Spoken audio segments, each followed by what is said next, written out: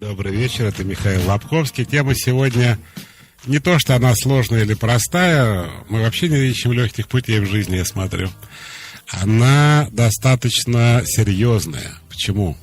Мы сегодня говорим о подростках, мы говорим о том, что это самый тяжелый период жизни человека за всю его жизнь. У людей на самом деле есть несколько кризисов. Прохождение родовых путей это самый первый кризис, такой еще, так сказать, от внутриутробного до появления на свет. Потом в 3 года кризис. Потом начинается пубертат. Потом кризис среднего возраста. Потом пожилых людей кризис, а дальше уже никаких кризисов, ровная тишина. Так вот, за все эти годы самый тяжелый период в жизни человека – это подростковый возраст. И получается такая проблема, что в то время, когда дети страдают, грудь не выросла, писюн маленький, прыщи по всему телу, никто не гуляет, нету девочки, нету мальчика, вообще ничего нету. Ты, так сказать, лузер в классе, тебя все чморят, тебя никто не уважает, с тобой никто не общается. В это время нарисовываются странные люди с бейджиком на груди «Я твой родитель» и говорит: сынок, а ты вообще понимаешь, что самое главное в жизни? Самое главное в жизни – это экзамены. И реально в эту пургу верят. А дети в это время пытаются сброситься с подоконника, наглотаться таблеток от того, что их глубоко не понимают, от того, что вообще никто не хочет их слышать. Еще раз медленно. У них вообще другие проблемы в этот момент, а родители считают, что самая большая проблема – это как они перейдут из 9 класса в 10, сдав вот этот промежуточный экзамен, а потом в 12 у нас 11 лет, да, по-моему? Я уже... 11, добрый вечер. Да, здрасте, Мария. Вот забыл я, сколько у нас лет. Да, а как они ЕГЭ сдадут и куда они, тут нельзя выражаться, поступят, короче. Прямо реально нет других проблем. И мы с Марией вообще, видимо, тоже каждый день вспоминаем, где мы учились и что мы закончили, а главное, как мы написали выпускной экзамен в школе по литературе. Правда, Мария? Наизусть, наверное, помните? Так можем «Войну и мир» цитировать. Да, я не помню. Вообще не помню этого, ничего. Но я иногда вспоминаю свое дипломное произведение «Розенкранц и Гильденстерн мертвы», да? Потом из Стоппарда, да. Это вы на филфаке, что ли? Ну, на почти, журфаке? на Иньязе. Так я что хочу сказать. Этот детский сад вообще никому не интересен. Почему такие странные взрослые, которые считают на полном серьезе, что это самый ответственный период в жизни человека, влияющий на всю его последующую жизнь, когда ребенок в это время пытается достучаться, чтобы хоть кто-нибудь обратил на него внимание, потому что он в этом возрасте реально страдает. Если у вас есть подростки, если вы сами подросток, звоните и спрашивайте. Попробуем разобраться и, главное, помочь и взрослым, и детям понять друг друга. Да, еще одна любопытная деталь. Как вы общаетесь с ребенком в подростковом возрасте, очень влияет на то, какие у вас будут отношения всю жизнь. Например, не будет ли у вас ситуации, когда такая старушка с трясущимися руками говорит: ой, спасибо, сынок, ты мне вот сумку-то до дома донес, а ведь родной сын даже на Новый год не позвонит, не поздравит. Видимо, она тоже, когда ему было 14 лет, рассказывала, что в жизни главное. У нее нет никакого желания звонить и поздравлять. Не все так просто. Ну вот мама Ирина пишет: как быть, если мой сын, ему 14 лет, не хочет ничем заниматься, весь день сидит в интернете, уроки делает поверхностно. Может быть, ему ограничить интернет, отключив его нафиг, 2 часа, по мне, это более чем достаточно. И как мне сохранять спокойствие? Я не могу себя сдерживать, думаю уже принимать антидепрессанты, все внутри держать не могу, понимаю, что надолго не хватит. Обидно, что раньше этого не было, были нормальные отношения, а сейчас я считаю, что сын не любит меня, обижает словами и специально провоцирует. Ирина. Ой, ну тут целая масса вопросов, я даже не знаю, с какого начать. Давайте начнем с интернета. 1,5 часа в день и 4 часа выходные, 1,5 часа будни, 4 выходные. Туда входят уроки через интернет приготовленные. Если ребенок начинает ныть, вы говорите: сынок, быстрее сделаешь уроки, больше останется из 1,5 часа времени поиграть. Это первое. То, что касается уроков, это любимая тема. В журнале «СНОП» я побил рекорды. У меня статья под названием «Уроки делать не надо» собрала около 4 миллионов просмотров. Можете ее посмотреть. Я категорически за то, чтобы люди не знали, где находится у детей школа. Но там есть одно жесткое правило. опять же, Ира говорит, сынок, значит, я не знаю, меня не трогает школа, я не знаю, что у тебя происходит, я тебя не трогаю. Мне все равно, как ты делаешь уроки, можешь их вообще не делать. Но как только меня вызывает школа, у тебя в доме начинаются реальные проблемы. Ты не трогаешь меня, то есть школа меня не трогает. Ты решаешь свои проблемы сам, я не трогаю тебя. Но у нас впереди еще много времени, мы обсудим. Добрый вечер. Добрый вечер. Здравствуйте. Как вас зовут? Меня зовут? Как? Собственно, Дмитрий. Дмитрий, да. Из Москвы. Собственно, суть вопроса такова. Вот, знаете, дочь 14,5 лет, замечательная вроде. И знаете, на все мои, в принципе, вот там просьбы, пожелания, она в основном зачастую говорит утвердительно, да, всегда, ну, дабы казаться хорошей, а потом делает по-своему. Ну и, собственно, я это трактую как ложь зачастую, ну и вообще, то есть она может, например, там взять, пойти куда-нибудь втихаря, и там, если надо из школы прийти сразу домой, она может сказать, что там задержалась в школе, якобы какие-то уроки доделал. Ну и, в общем, все в таком вот роде. Честно говоря, приходится очень сложно держаться, чтобы не прибить ее, честно говоря. А в чем вопрос, надеюсь, Дмитрий? это просто пережить. В чем ваш вопрос? Вопрос в том, что вот ложь ребенка в таком возрасте, это нормально? Или как вообще вот с этим быть? Вообще, я, честно говоря, понимаю, что ей хочется гулять, но в общем, улица зовет, все. Но вот суть вопроса... Давайте разберемся. Ложь в возрасте ребенка, это, как и в любом другом, ненормально. У лжи есть 3 причины. Первая причина – это, как песня Игоря Николаева, это ты. Первая причина – это чувство страха. Ребенок врет из-за страха. Вторая причина – это выгода. Ребенок делает так, как ему выгодно, и для этого надо что-то скрыть. Ну, двойку в школе. Третья причина, мы сегодня обсуждать вообще не будем, это немотивированное вранье, связанное с психическими проблемами, когда ребенок просто бессмысленно, немотивированно фантазирует и говорит о том, чего не было. Так вот, значит, то, что вы говорите про вашу дочь. Почему вообще так происходит? Потому что у вас такие отношения, что если она будет делать, что она хочет, у нее тут же начнется конфликт с родителями. Вот поэтому она и врет. Можно ли эту проблему решить? Конечно, можно, нужно. Но не в 14 лет ее надо начинать решать. А когда ребенок маленький, когда вы ему доверяете, когда у вас вообще доверительные отношения, ребенок вас не боится, и он говорит вам правду не потому, что ему долго загоняли иголки под ногти, а потому, что у вас настолько близкие отношения, что нет повода вам врать вообще никакого. При этом он знает слово «нет», он знает слово «нельзя». Если вы говорите, что ты не пойдешь, как моя дочь говорила, я пошла к Ане ночевать, а сама, как потом выяснилось, когда ей уже 20 лет было, ходила на дискотеку. А мне звонил, говорил: папа, ну ты не будь психом, там родители спать легли, время 9 вечера, не надо людям названивать. И все. И это мое упущение было, да. Так вот, чтобы этого не было, вы должны с самого рождения иметь совершенно другие отношения с ребенком. Вы должны с ребенком договариваться. Тогда ребенок не будет врать. То, что касается учебы, я уже сказал и буду поговорить целую программу сегодня. Вы говорите ребенку: ты учись как хочешь. Главное, чтобы школа меня не трогала. Школа вас не трогает, если ребенок нормально учится. Если школа вас трогает, то вы ребенку, заранее предупредив, тоже устраиваете райскую жизнь. Вот и все. Алло. Здравствуйте. Здравствуйте. Меня зовут Светлана. И у меня такой вопрос. У меня ребенку почти 11 лет, по теме, надеюсь, ваша программа. И такой конфликт происходит иногда. Я в разводе, и у ребенка сложные отношения складываются с папой, потому что он иногда пытается, давить на нее, чтобы она сделала так. Они достаточно редко видятся, и чтобы не обидеть, она соглашается и делает, хотя она не хочет этого делать. Вот у меня вопрос: как я могу ребенку помочь, потому что я против того, чтобы вообще ребенок делал что-то против своей воли. Помочь, объяснив, вот как вы мне рассказываете.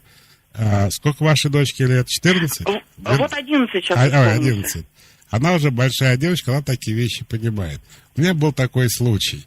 Я не буду называть город, где я читал лекцию. подошла мама и говорит после лекции: у меня такая проблема, я тоже с мужем в разводе, а отец ребенка — это мальчик 10 лет. Прямо спит и видит, чтобы ребенок учился в Суворовском училище. А ребенок катастрофически боится военных училищ. И он на папа говорит: да ты вообще никто, говорит, вообще ты баба какая-то, вообще не мужик. И ребенок рыдает и пытается угодить папе. Похожая, да, история? Да, похоже. И я взял этого малыша и сказал: слушай, а ты что, боишься, что папа от тебя откажется? Он говорит: да.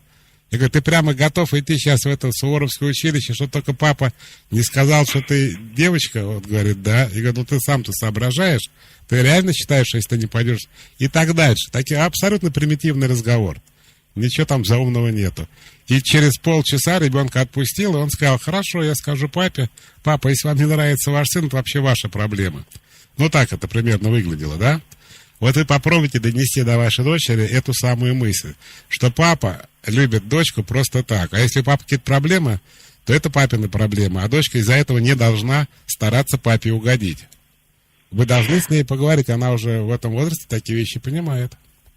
Понимаете, она таким поведением, она пытается избежать конфликта, она предполагает, что если она попробует сказать честно, что она этого делать не хочет, она боится, что папа позвонит мне и устроит мне скандал, потому что такое уже имело место быть, к сожалению. Скажите, пусть звонит, я разберусь, но не волнуйся, это наши взрослые дела. Мы с папой найдем общий язык и обязательно договоримся. Но тебе не надо прогибаться только потому, что ты избегаешь конфликта. Наоборот, когда ты делаешь по-своему, это гораздо большая гарантия того, что все будет мирно. Спасибо за звонок. Вот видите, сколько проблем у подростков, а у родителей сколько. Мне повезло, у меня подростковый возраст прошел спокойно. Это я не про себя, потому что я был неспокойный. Самые страсти были в 20-25. В том возрасте у меня проснулся максимализм и упертость. Я до сих пор такая, мне 35. Это нормально? Спрашивает Таня. Это ненормально, и объясню почему. Дело в том, что есть зажатые дети, которым вот в тот период, когда как раз у них подростковый возраст пошел, дайте вам, друзья мои, несколько цифр назову. Вы сейчас слегка посидеете в разных местах, но зато хотя бы будете знать, где вы живете. Наркотики в Российской Федерации, средний возраст первого употребления 12,5 лет, а не 18, как кто-то думал по глупости. Секс 15,5 лет, и тоже не 18, как некоторые думали по недомыслию, или имею в виду себя. По этой причине, когда в доме нормальные отношения, то ребенок просто глупости делать не будет. Ребенка так воспитали, я не знаю, с 3-летнего возраста, если не с годовалого, и вообще не с рождения, что он вообще глупости не будет делать. Он скажет, как на плакате, так руку выставит, скажет: нет наркотикам, скажет. Скажет: я не курю, я не хочу, только чтобы у меня большие мальчики меня взяли в компанию курить, я же не дебил. И от всего будет отказываться, а девочки будут отказываться от секса в 15 лет. Почему? Потому что их так воспитали дома, свободными и независимыми. Потому что на них никто не давил, из них ничего, так сказать, не пытались лепить, и не было никаких ожиданий. С ними как со взрослыми себя вели. И тогда они проходят совершенно спокойно этот возраст и дальше. Но когда ребенок зажат и забит, запуган, когда его не выпускают из дома, когда его запирают в квартире, когда его вообще лишают всего, то, о чем спрашивает Таня, он начинает отрываться тогда, когда все уже замуж выходят. У этого начинается пубертат, 20-25 лет, все правильно. Первый секс у нас на 4-м курсе, первая сигарета на 5-м, и пошло-поехало. Потому что одно дело, когда тебе 14-15 лет, ты переболел это такой детскостью, что ли, в подростковом возрасте, и пошел дальше. А когда тебе уже, в общем-то, серьезный возраст, когда люди, многие уже институт закончили, многие уже вообще женились, и ты в это время начинаешь курить, но это как-то стрёмно выглядит. Плюс вот то, что Таня пишет: максимализм и упертость. Как говорится, хороша ложка к обеду. Максимализм и упертость хороши в 15-16 лет, Таня. В общем, быстрее взрослейте и завязывайте с этим. Добрый вечер. Алло. Здравствуйте. Здравствуйте. Меня зовут Екатерина. Очень приятно, Екатерина. У меня следующий вопрос. У меня есть младший брат, ему 13 лет. У меня с ним очень большая разница, я живу отдельно, а брат живет с мамой. И вот недавно произошел такой неприятный инцидент. Он у мамы украл ее банковскую пенсионную карточку и потратил с этой карточки 11 тысяч рублей на онлайн-игры. Угу. Вот, вся семья была в шоке. В принципе, семья, не богатая, но у ребенка все есть. Все, что нужно. И нельзя сказать, что он в чем-то вот нуждается материальном. А вопрос у меня такой. Как правильно на это среагировать? И вот я стараюсь как бы придерживаться таких более современных подходов. Это как? Вот я, например, стараюсь его поддерживать в то время, как мама, допустим, все время требует от него оценок, уроков. Я думаю, про эту ситуацию как-то по-другому реагируете. Я стараюсь как бы его поддерживать в том плане, что, как-то пытаюсь узнать, какие на самом деле у него проблемы, найти какие-то Нет, подождите, подходы. Давайте все-таки вернемся к этой истории. Вы узнали, зачем он взял деньги? Он хотел поиграть.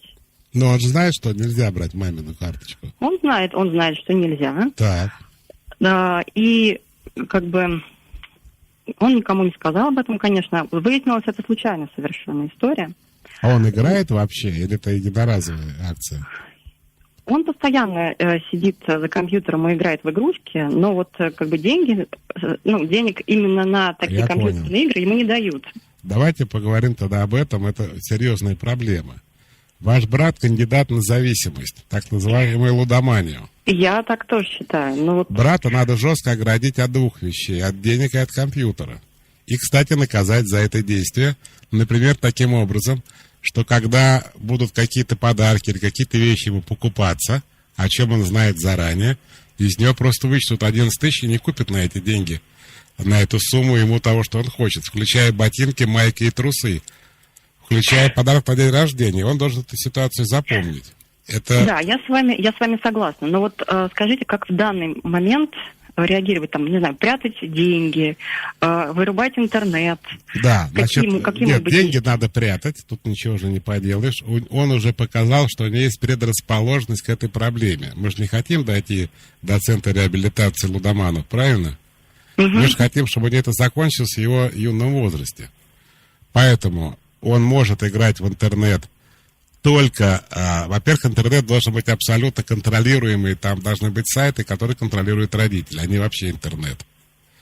Телефон у него будет любимый теперь Nokia 6320, а те планшеты или ноутбуки, которые есть дома, они должны быть закодированы, родительский контроль должен быть, знаете, такая есть функция?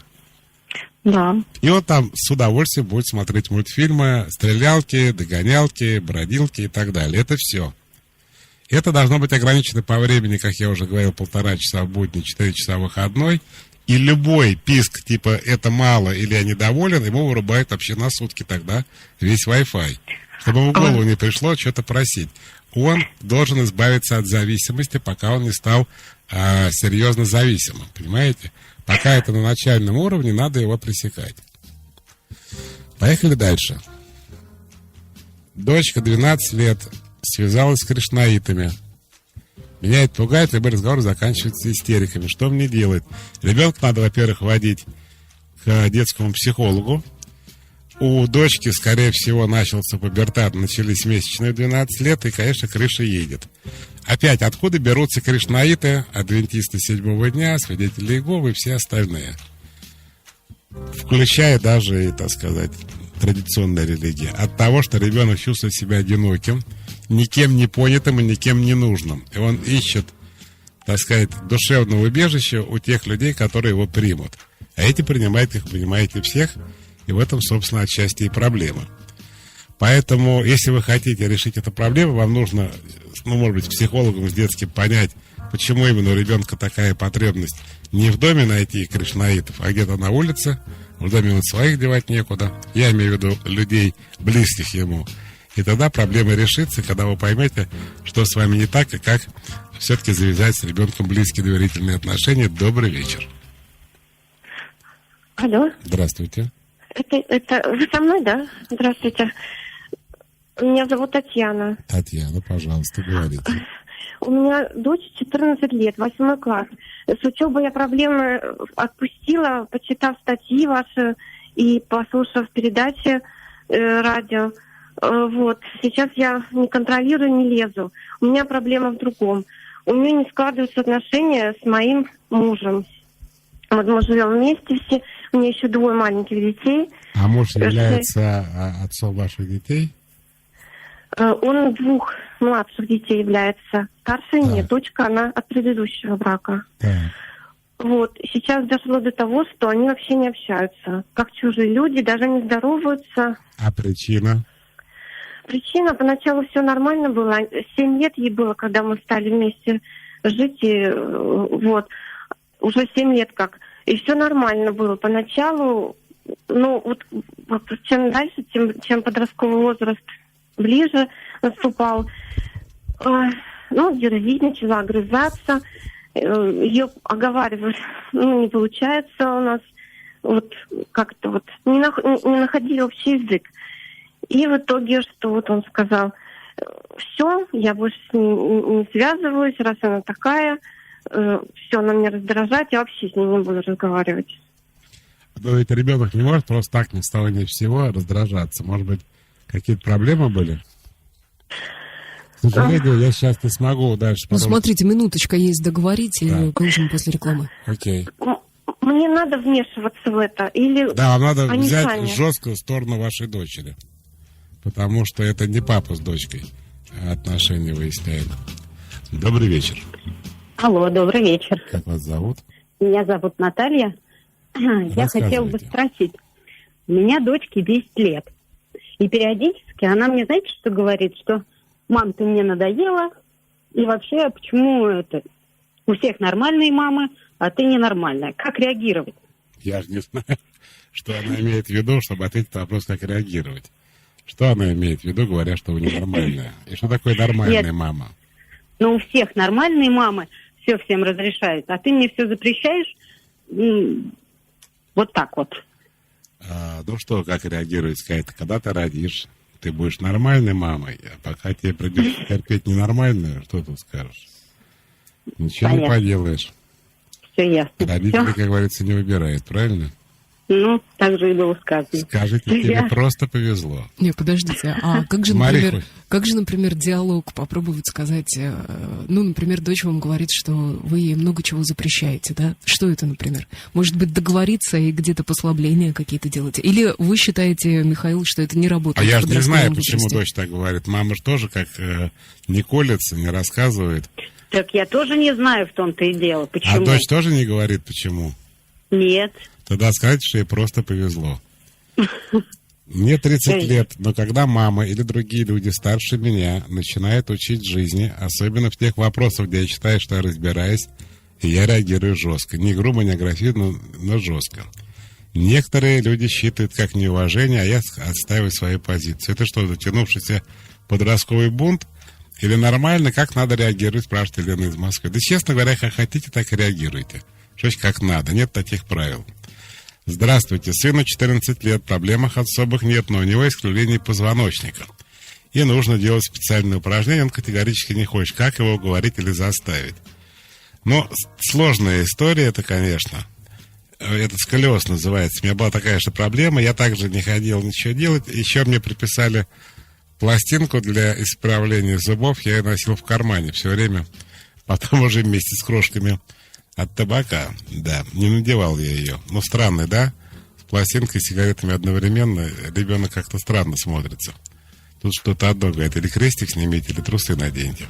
Я выбрал сигареты. Так вот, ну, надо, какая-то жесткая должна быть мера, что если мы не ходим на занятия, то мы то тоже не имеем. Это то же самое, что чистить зубы, например, или мыться. Дети там в 3-4 года, они часто сопротивляются, но это вопрос здоровья. А если мне жирной нитью, там как-то по-другому, да, Мария? Жирная не нить, а нить Ну, это красная. раньше была красная, да. А жирная, видимо, точка, линия. Хочется владеть именно знаниями. Когда мне родители говорят, иди развейся на улице, тогда зачем мне нафиг нужны эти социальные отношения? Социальные отношения – это что-то из социальной поддержки или субсидий для недообразованного человека. Артем, я не знаю, для чего нужны социальные отношения, но я знаю, что я не понял, что вы написали. Здравствуйте, Михаил. Когда я была подростком, я очень сильно замкнулась, перестала общаться со многими друзьями, стала неуверенной в себе, с низкой самооценкой. Сейчас мне 30, и я до сих пор такая же, как мне быть. Рассказываю. Дело в том, что это даже не в подростковом возрасте. В подростковом возрасте можно только усугубить проблему. Обычно это бывает еще более раннем детстве. Вам надо поменять свою психику всю. Вот, почитайте мою книгу «Хочу и буду», там все это описано, как можно, как бы специальным поведением, как вот примерно упражнения, о которых пишет мама для ребенка со сколиозом, можно выпрямить позвоночник, также можно и изменить свою самооценку и придать себе уверенность. И, кстати, многие ортопеды, Мария, вы не поверите, считают, что и сколиоз, и голова, втянутая в плечи, и косолапость, когда ребенок ставит ступни, как сказать, вовнутрь, да? Психосоматика? Да, что он так чувствует себя очень неуверенный, поэтому его позвоночник идет вслед за его состоянием. Добрый вечер. Добрый вечер. Алло. Здравствуйте. Алло, здравствуйте. Меня зовут Алексей, я из Москвы. Вы знаете, я вот хотел с вами посоветоваться, в общем, такая проблема. Дело в том, что у меня два сына, один в 4 классе, другой в 3. И когда они пошли в школу, то есть жена дала как бы их такую в сильную школу. Я был против и хотел, чтобы они учились в обычной. Но она отдала их в сильную школу, и после этого она начала во время уроков, ну, то есть, когда они делают домашнее задание, жутко на них орать, понимаете? То есть она боится, что они не будут успевать в школе, то есть будут писать двойки. В итоге их выгонят из школы, из класса выгонят, то есть как бы в другую школу попросят перейти. Потому что у них такие эпизоды уже были в этой школе. Она, то есть сдают там действительно много, школа действительно такая серьезная, там и математика, и английский, и она жутко на них орет, то есть чтобы они успевали, потому что там, в принципе, действительно может накопиться как снежный ком. А вы можете как-то, контакт у вас есть какой-то? Контакта. Дело в том, что когда я на ней женился, да, когда мы с ней познакомились, все такое, она была в принципе, абсолютно добрый, такой спокойный человек, рассудительный. Но вот эта ситуация ее выбивает из колеи, и, то есть вопли стоят ужасные, понимаете, даже стыдно вот в подъезд ходить. Честно говоря, дело не в ситуации. Дело в том, что она не совсем адекватна, просто проявляется это почему-то в учебе. А могло проявляться в еде, например, да, в полноте, в том, как ребенок сидит, или вот, чтобы он делал уроки, или чтобы ложился спать, или чтобы он уши мыл и ногти чистые. Это не важно. Просто это называется истерический невроз. Но я еще раз спрашиваю, есть какой-то контакт с матерью детей? Контакт у меня? Да, вы можете с ней поговорить о том, что дети будут теперь хорошо учиться, но их потом лечить придется. Но у меня контакт с ней есть, но она меня не слушает во время... Так она, да, ты прав, но когда они приходят из школы, начинается вот это все сначала, вопли такие, что я, честно скажу, боюсь даже в квартиру заходить. Нет, вы поймите, что вопли не имеют никакого отношения ни к учебе, ни к страхам, что их выгонят из школы или что они не справятся. Вопли имеют отношение к тому, что мать детей переживает какой-то психический кризис. Я не знаю, что у нее. Депрессия или что еще похуже. По описанию похоже на истерический невроз. Что надо, видимо, достучаться до нее, что дело не в учебе, что она размещает свое состояние в какой-то острой психической форме. Конкретно это, так сказать, в качестве повода служат новые школы. Что дело вообще не в учебе. Почему?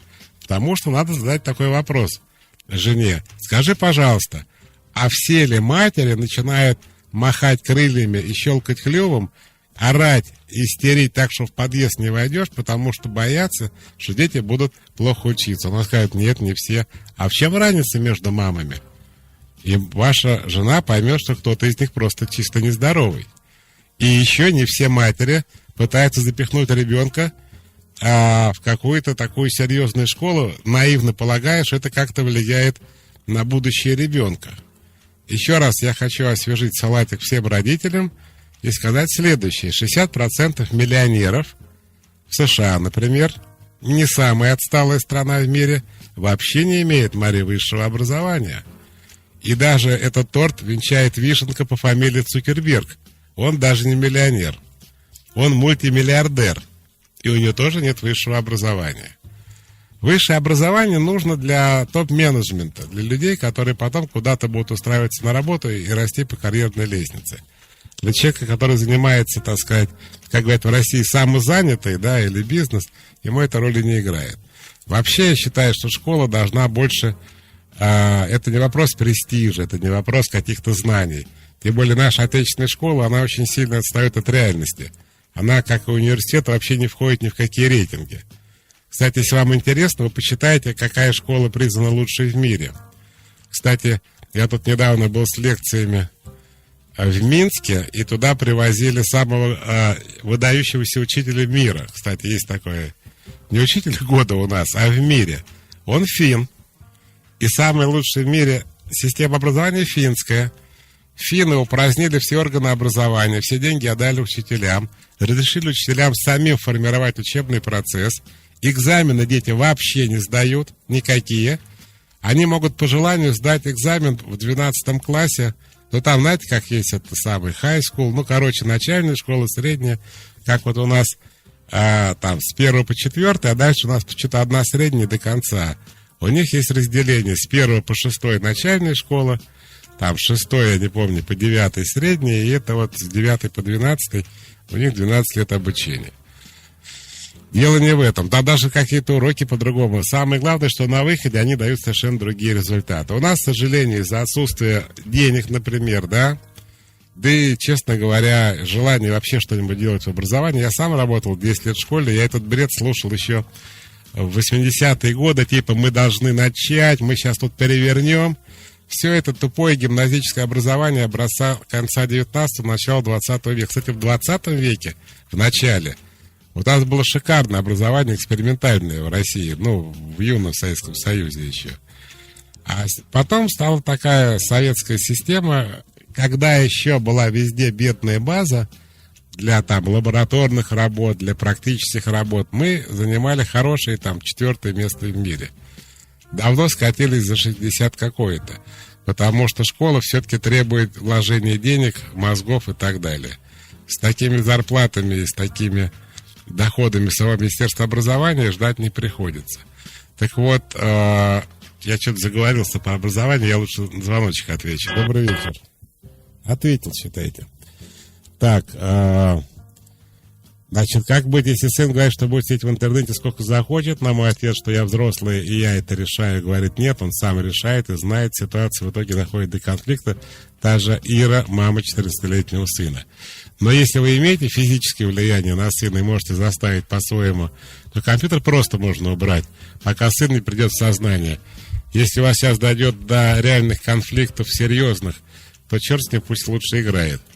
Как говорится, главное, чтобы не было войны. Девочки, вообще, друзья мои, вот все эти разговоры про 14 лет, они же не в 14 лет-то начинаются проблемы.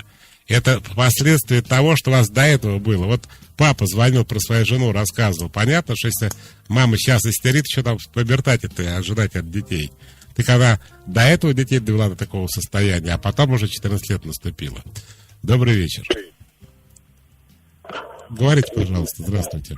Алло, здравствуйте, Михаил. Меня зовут Елена, моему сыну 15 лет, и вот у него резко портится зрение, близорукость минус 6 уже.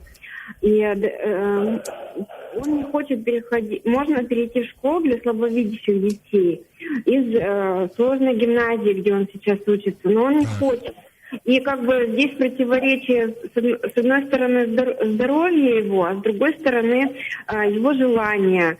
Вот. И, причина близорукости то, что он учится в гимназии, вы считаете? Еще раз? Причина близорукости то, что он учится в гимназии? Простите, пожалуйста, вы можете потише сделать радиоприемник, чтобы да вообще фона выключить, не было? Зачем потише, Мария? Говорите правду, выключите приемник.